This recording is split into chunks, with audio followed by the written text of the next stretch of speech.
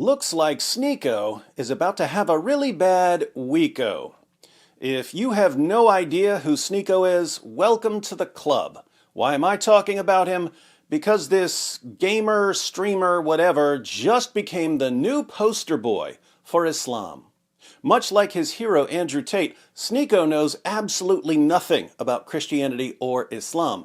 But also, like Andrew Tate, SNEAKO's complete ignorance about Christianity and Islam doesn't stop him from constantly talking about Christianity and Islam. On the contrary, his ignorance made him the perfect target for dawah. A dawah-gandist looks at SNEAKO the same way Andrew Tate looks at a beautiful girl on Instagram. Oh look, here's someone I can manipulate into joining my sex cult and helping me get more followers. In case you're new to dawah, dawah is what jihadis do when they're too weak to fight. When they're not in a position to violently subjugate people, they lie to people in order to keep them in a state of ignorance until the jihadi community is strong enough to fight.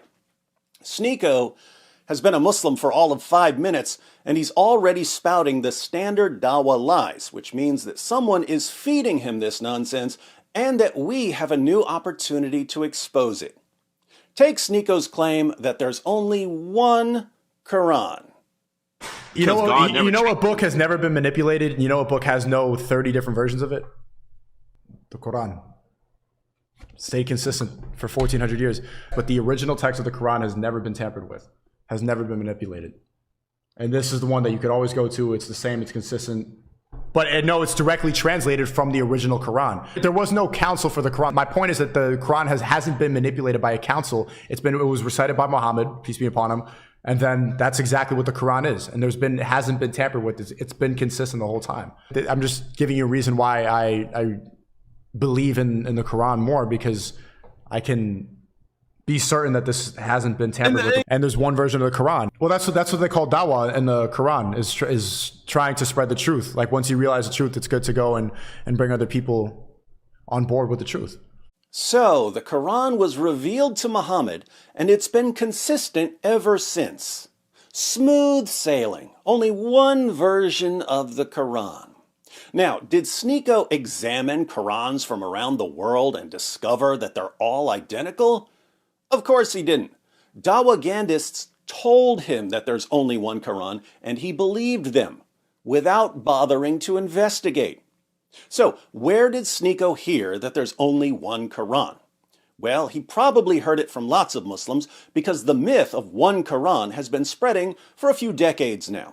Yes, I said for a few decades. For most of Islamic history, Muslims understood that there were different Qurans. But eventually, Muslim scholars and dawah-gandists realized that they could impress people by lying. Here's Sheikh Yasser Qadhi telling a popular audience that since the time of Caliph Uthman, no two copies of the Quran have ever differed in even a single word or letter.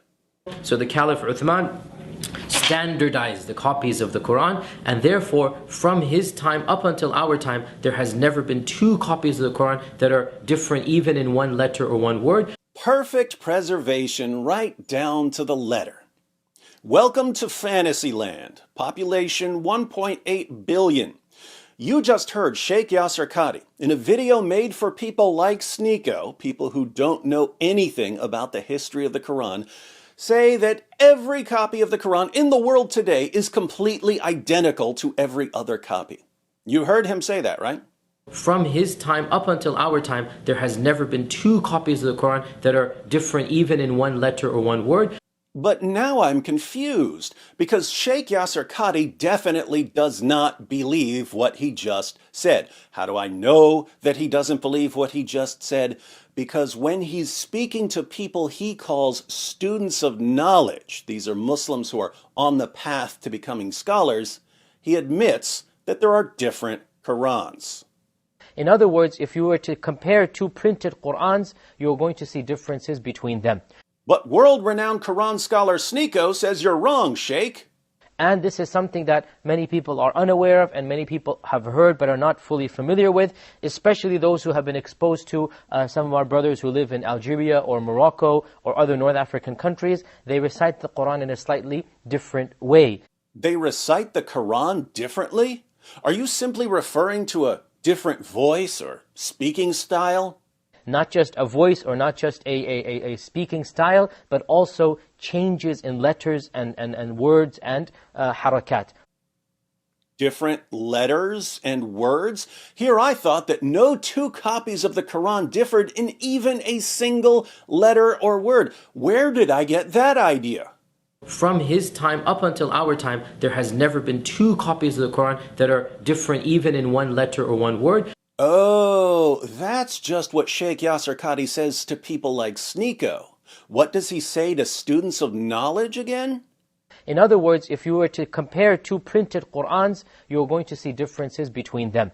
Changes in letters and words and harakat. If you'd like to perform a fun experiment, line up 1,000 fans of Sheikh Yasser Qadhi. Show them clips of him saying that the Quran has been perfectly preserved right down to the letter.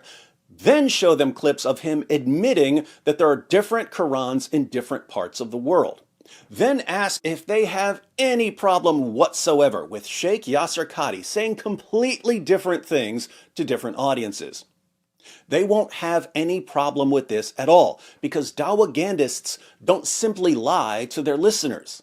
They also psychologically condition their listeners to think that it's okay to lie for Dawah. Fascinating religion.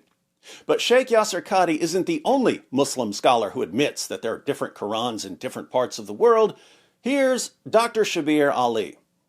Today, most Muslims read the Quran in a text that is referred to as the Egyptian edition of 1924.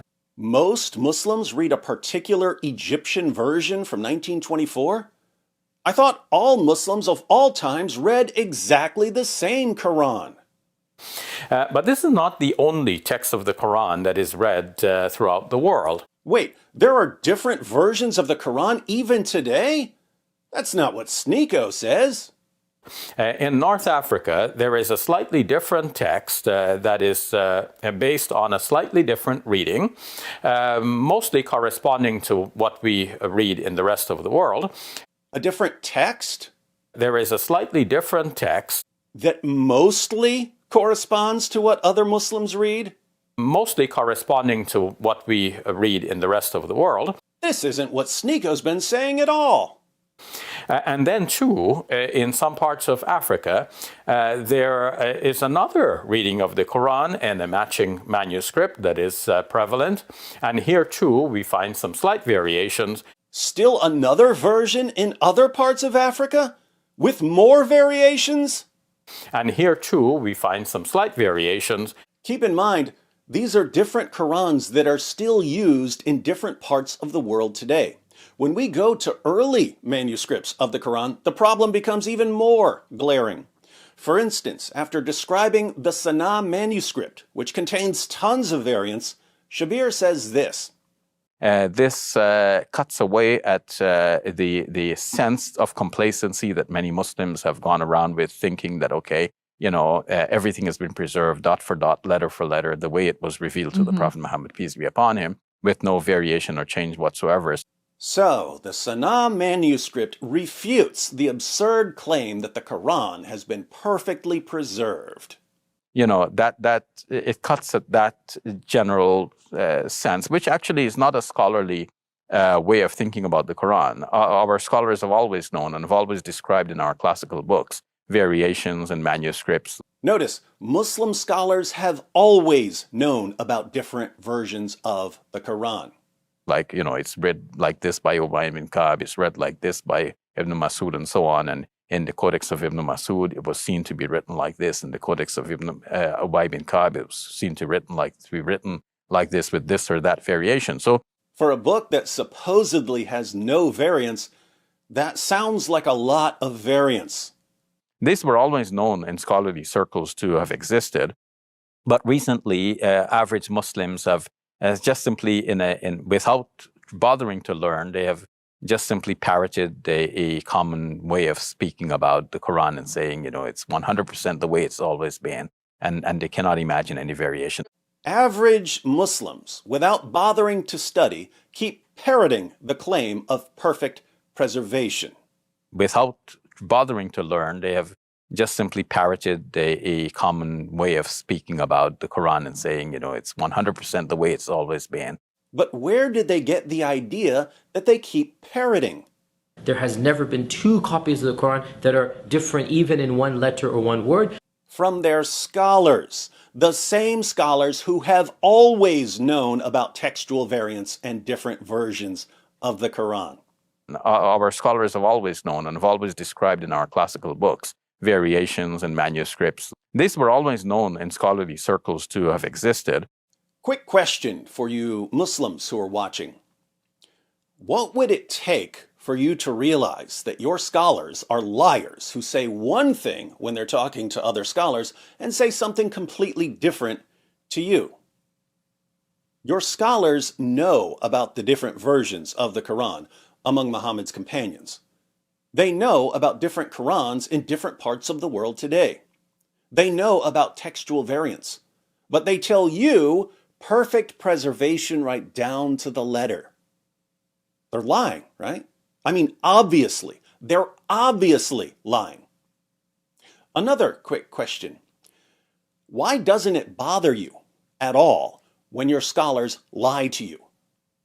If I caught a Christian scholar blatantly lying, I don't mean getting something wrong or making a mistake.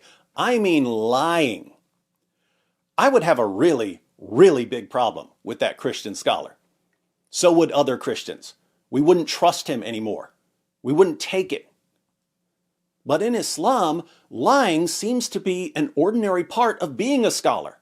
And scholars who lie face no consequences whatsoever from their students, and this encourages more lying. Does the true religion need that? Does the true religion need scholars to lie for it?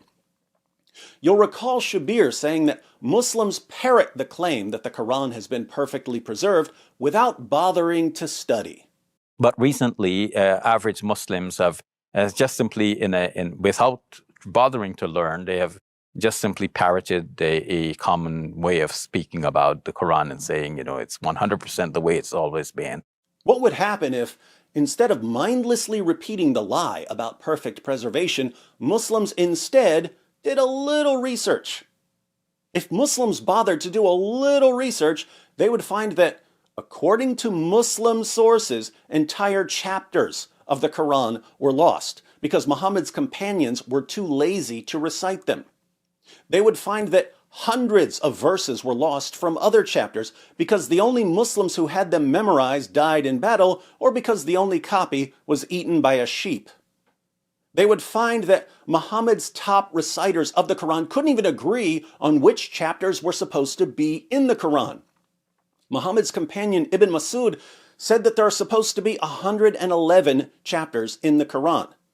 Muhammad's companion Ubay ibn Ka'b said that there are supposed to be 116 chapters in the Quran. The Quran today has 114 chapters. Muslims who do some basic research would find that Uthman, the third of the rightly guided caliphs, had to burn piles of Qurans to cover up all the differences. And they would find that even now, different manuscripts of the Quran are filled with textual variants, and that Muslims in different parts of the world use different Qurans. But the average Muslim doesn't know any of this because he only listens to lying scholars and dawagandists, people who think that lying is perfectly acceptable as long as the lying helps win more converts. So, our friend SNEAKO bought the lies. You know what book has never been manipulated? You know what book has no 30 different versions of it? The Quran. Stayed consistent for 1400 years. But the original text of the Quran has never been tampered with, has never been manipulated. The only question is whether the lying will bother him at all once it's been exposed. Even as you're watching this, dawagandists are conditioning SNEAKO to only believe what they say. In a sane world, SNEAKO would hear a Muslim scholar claim that the Quran has been perfectly preserved. Then SNEAKO would do a few minutes of research, which is really all it takes to debunk the myth of perfect preservation. Then SNEAKO would say to himself, "You know, Sneakster, if they lied to you about this, What else did they lie to you about?